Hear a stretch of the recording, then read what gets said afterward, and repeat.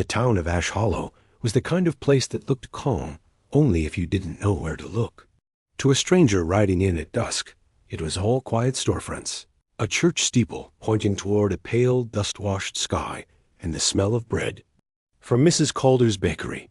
But beneath the wood-planked porches and polite nods was a network of fear, all of it leading back to one man, Marshal Royce Kane. People didn't call him Marshal out of respect for the badge. They called him that because he was the law here, and in Ash Hollow, the law wasn't a thing you trusted. It was a thing you obeyed if you wanted to keep breathing. It was into this fragile, dangerous quiet that Elias Crowe had tried to build a life.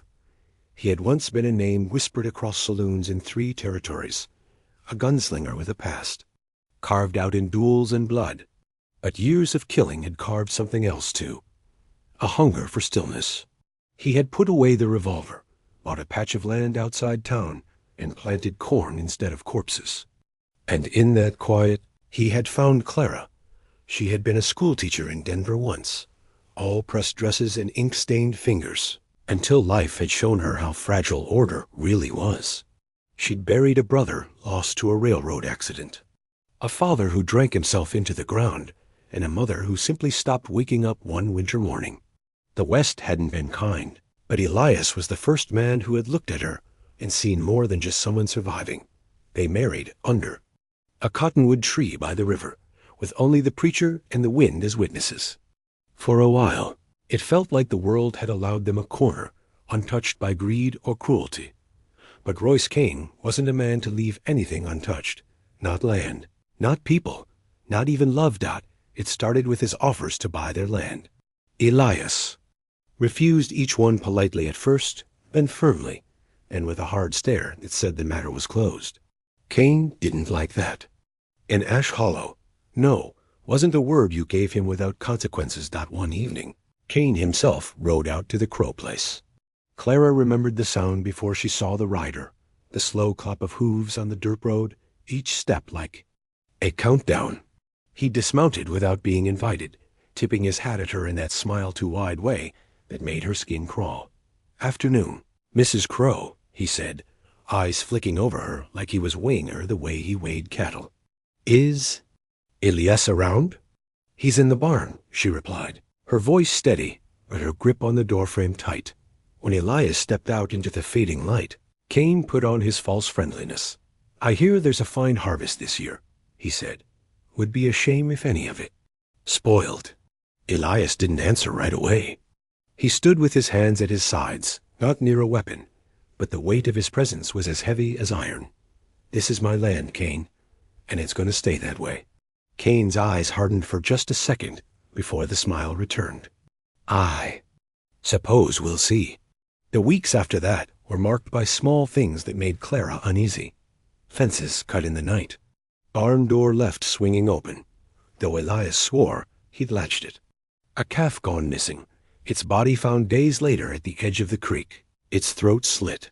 The people in town had started avoiding the Crowes, not because they disliked them, but because Kane's shadow was over them now, and no one wanted to be caught standing too close. Then came the day of the harvest fair. Ash Hollow came alive for the fair in a way it never did the rest of the year.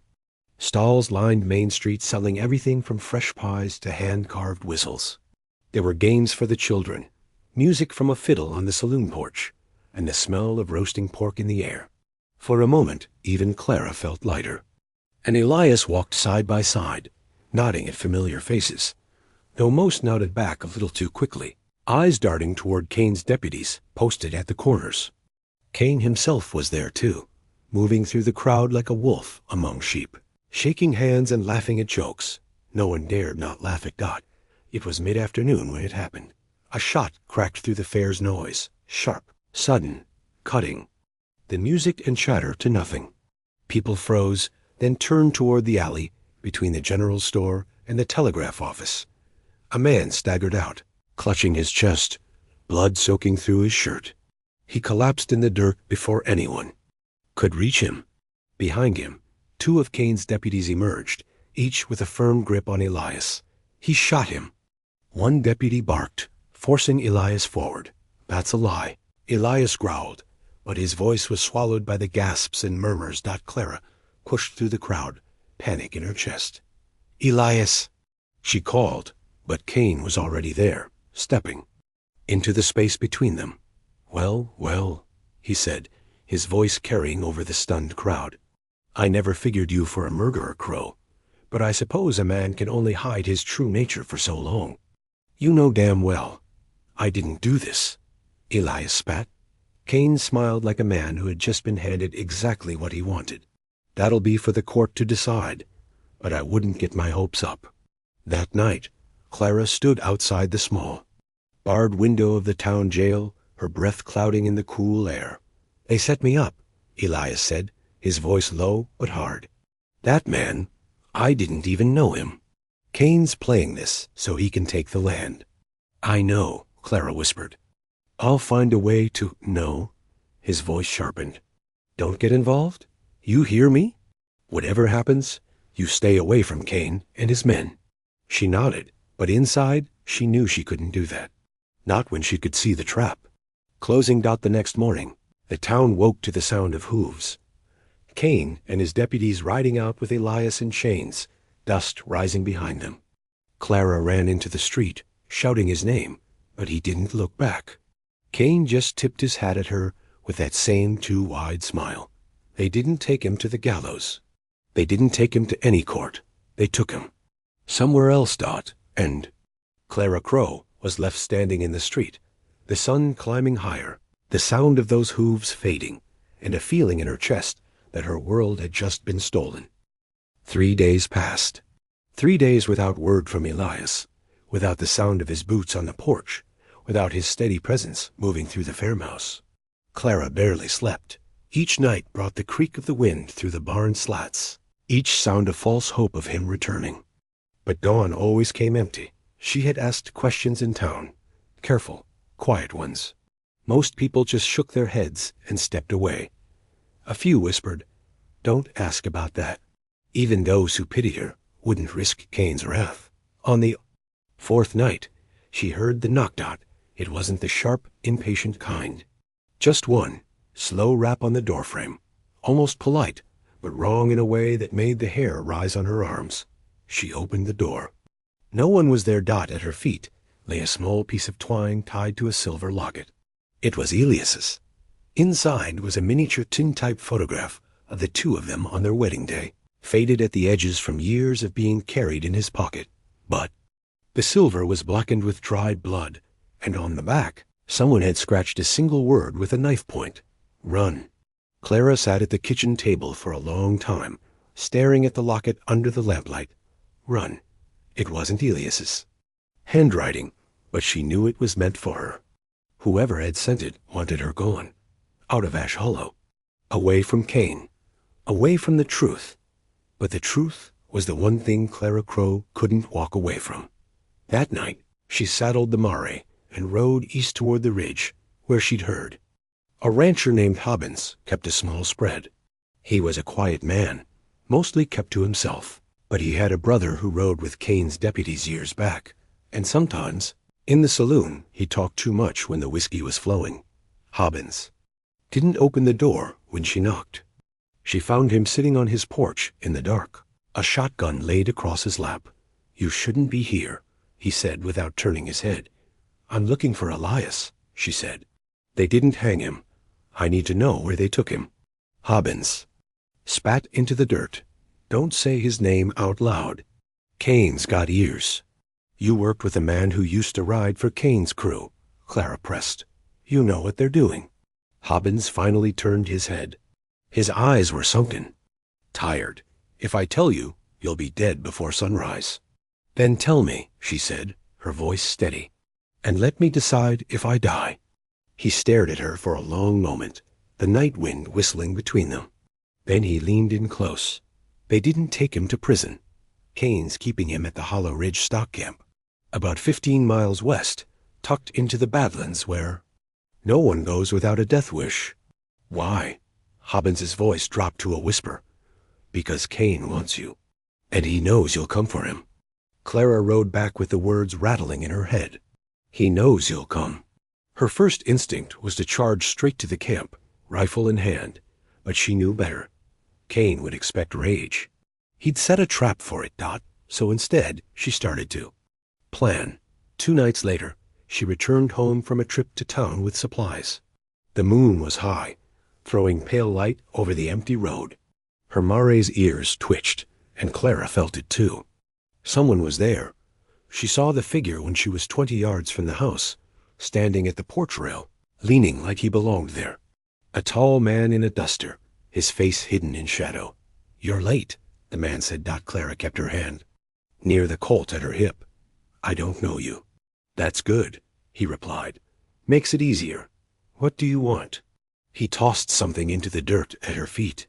It landed with a dull clink. It was a gold pocket watch. Elias's. The back was dented, as if from a boot heel, and smeared with dried mud. "You have 3 nights," the man said. "If you're not gone by then, they'll send him back to you in pieces." And just like that, he walked off into the dark, vanishing into the soundless fields. Clara picked up the watch. It was still warm, as if it had just been taken from Elias. 3 nights. It wasn't a warning anymore. It was a countdown. That night, Clara sat in Elias's chair, the rifle laid across her knees. Her mind went back to the mornings when he'd rise before the sun, stoke the fire, pour her coffee, before she even opened her eyes. She thought of the way he'd touch her hand when they passed in the hallway. Nothing grand, just a small reminder that they belonged to each other. Kane wanted that erased. He wanted Elias erased. But Clara had already decided. If she had to burn through every man standing between them, she would. And as the wind rattled the loose shutter by the window, Clara Crowe began to map the road to Hollow Ridge in her mind. A road paved with bullets. The badlands west of Ash Hollow were not meant for living things. Jagged rock spires cut the sky, and the wind there carried no mercy, only dust and the faint echo of coyotes in the night. It was the perfect place to hide something. Or someone. Clara rode out before dawn, wearing Elias's worn leather coat and carrying his Winchester across her back. She didn't rush. Every mile closer to Hollow Ridge meant more eyes, more chances for Kane's men to spot her. And she wanted to be the one doing the spotting. By mid-morning, she saw the first sign, a scrap of red cloth snagged on a thorn bush. Elias's neckerchief. Fresh blood marked the edge. She tied it to her belt and kept riding. The first ambush. Kane just passed Dry Creek. 2 riders stepped out from behind boulders, rifles raised. Kane's men. They didn't speak. They didn't need to. The first went down with a shot to the chest before he could aim. The second tried to circle, but Clara put a bullet through his knee, then another through his throat as he screamed. She searched their saddlebags, jerky, ammunition, and a map with Hollow Ridge circled. By nightfall, she was close enough to see the campfire smoke curling into the sky. Hollow Ridge wasn't much, just a cluster of shacks and a corral for stolen cattle. But the real prison was the mine shaft, its mouth covered by a heavy timber gate. 2 men stood guard, both with shotguns. Clara crouched in the dark, watching them from the rocks above. She could see movement inside, a shadow pacing in a narrow space, the shape of a man chained at the wrists. Elias. Her pulse slowed, her breath steady. She had 3 shots before they could react. 3 shots to start writing Kane's death in blood. The wind picked up, whistling through the rocks. Clara smiled. It was the perfect cover for killing. The guards at Hollow Ridge never heard the first shot. The second man managed half a shout before the wind swallowed it, his body crumpling into the dirt. Clara was through the gate in seconds, her rifle swinging down, boots pounding the ground. Elias was there, thinner, bruised, chains biting into his wrists, but alive. Clara. His voice was cracked, disbelieving. "No time," she said, smashing the lock with the butt of her rifle. "We're not done yet." They stole 2 horses from the corral and rode through the night toward Ash Hollow. Kane would know by morning. That was the point. The town was still half asleep when they arrived. Kane's men spotted them first, running to block the street. Elias's revolver barked, dropping one, then another. Clara moved beside him like they'd been training for this all their lives. each covering the other, each step forward cutting deeper into Kane's control. They found him in the saloon, sipping coffee like it was any other morning. "Crows," he said, setting the cup down. "Didn't expect you back." "You tried to erase us," Clara said, stepping closer, revolver leveled. "But names don't disappear, not without blood." Kane reached for his gun. Clara fired first. The bullet took him clean through the chest, sending him backward over the table.